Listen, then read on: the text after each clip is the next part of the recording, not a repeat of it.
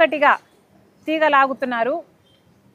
దాంతో కర్ణాటకలో, మహారాష్ట్రలో నిన్న హర్యానాలో జరిగిన ఈసీఐ చేసిన మోసాన్ని దేశం ముందు బయటపెట్టారు.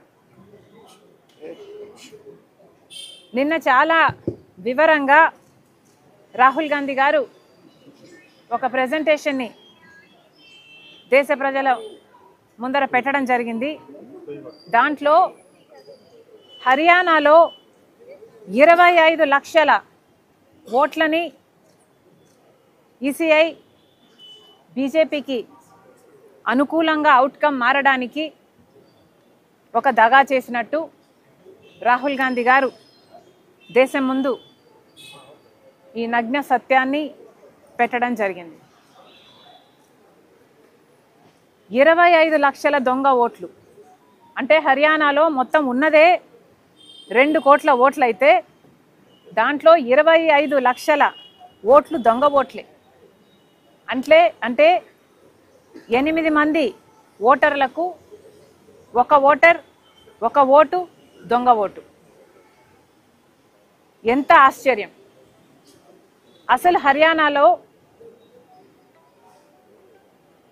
పోల్ అయింది బీజేపీకి, కాంగ్రెస్ పార్టీకి ఓట్ షేర్ చూసుకుంటే రెండిటికి పెద్ద తేడా లేదు. బీజేపీ పార్టీకి 55,48,000 చిల్లర ఓట్లు పోల్ అయితే కాంగ్రెస్ పార్టీకి పోల్ అయ్యింది 54,30,000 చిల్లర.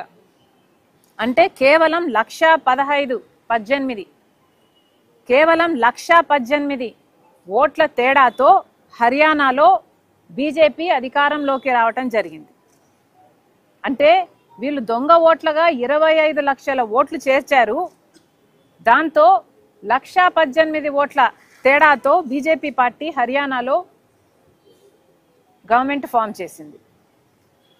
ఇది సర్కార్ చోరీ కాకపోతే ఏమిటి అని అడుగుతున్నాం. నిజంగానే 25 లక్షల దొంగ ఓట్లను చేరుస్తే 1,18,000 ఓట్లతో బీజేపీ పార్టీ అధికారాన్ని చేజిక్కించుకుంది. ఓటు పర్సంటేజ్ చూస్తే బీజేపీకి 39, ఏది ఈ 25 లక్షల దొంగ ఓట్లు చేర్చిన తర్వాత బీజేపీకి వచ్చిన vote share 39.9. Congress party India కూటమికి వచ్చింది, ఒక కాంగ్రెస్ పార్టీకే వచ్చింది 39.1 ఏమో, కూటమి అంతా కలుపుకుంటే 39.3% వచ్చినట్టుంది. అంటే కేవలం 0.7%తో బీజేపీ పార్టీ అక్కడ గెలవడం జరిగింది, కాంగ్రెస్ పార్టీ అధికారం కోల్పోవడం జరిగింది.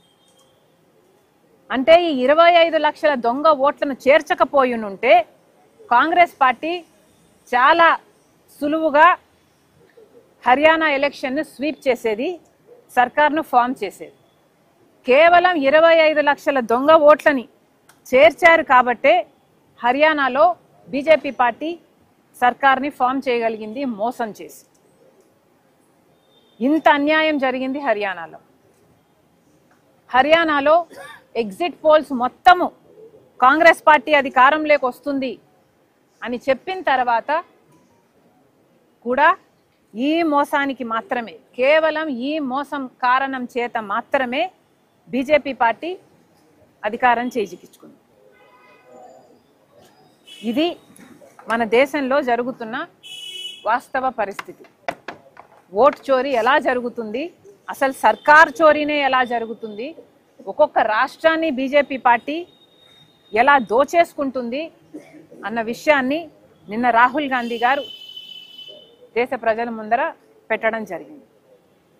నిజానికి మన దేశంలో చూసుకుంటే ఓటు అనే ఒక్క దగ్గర మాత్రమే పేదవాడికి ధనవంతునికి కూడా సమానంగా ఉన్న ఒకటే చోట సమానత్వం ఎక్కడైనా మన దేశంలో పేదవాడికి ధనవంతునికి ఉంది అంటే అది ఒక్క ఓటు దగ్గర మాత్రమే. కానీ ఇప్పుడు ఆ అవకాశం కూడా లేకుండా చేస్తున్నారు. అసలు ఓటు అనే హక్కు ఓటులో నిజాయితీ లేకపోతే పేదవాడిని పట్టించుకునే పరిస్థితే మన దేశంలో ఉండదు. అలాంటి ఓటుని కాపాడాల్సిన బాధ్యత ఎలక్షన్ కమిషన్ ఆఫ్ ఇండియా. కానీ ఎలక్షన్ కమిషన్ ఆఫ్ ఇండియా